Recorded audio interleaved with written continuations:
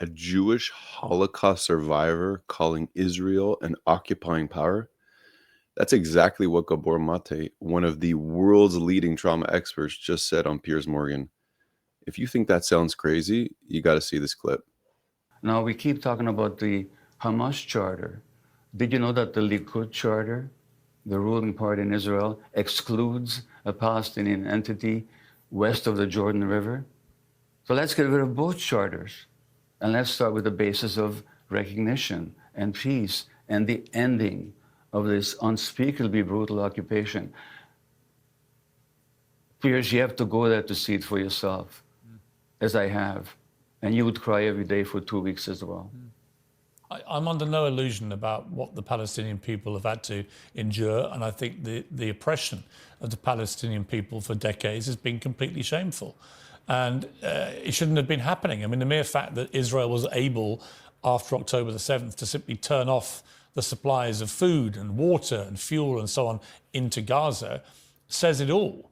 That is an occupation. That is a controlling force, controlling whether people eat or have fuel or can heat themselves or feed themselves. So I'm under no illusions about that. I've been very critical of Israel before. What has complicated things for me morally with this is that the scale of what happened on October the 7th was so disgusting.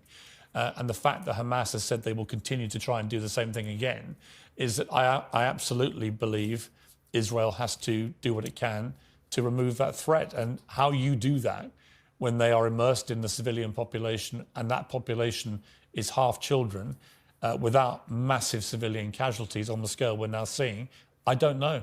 I genuinely don't know. I don't know how they resolve this, but I hope that better minds than mine can work a way through this.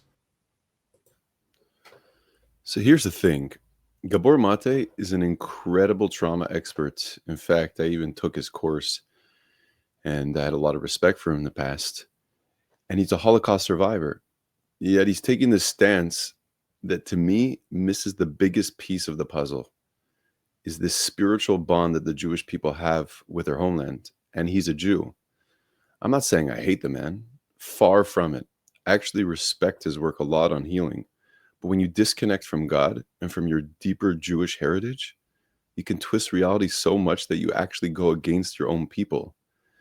It's not about vilifying Palestinians or turning it into a political shouting match. It's about recognizing that without this spiritual anchor, you can think you're being righteous, but you end up promoting a narrative that ignores your own roots. And this is definitely not promoting peace.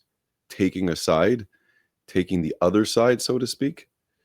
Gabor got lost in the sauce, and his stance highlights one truth. You can be brilliant, you can have all the therapy tools in the world, and you can still miss the mark if you lose sight of who you are and where you come from. What do you guys think? Comment below. Do you agree with Gabor or think he's lost sight of his own heritage?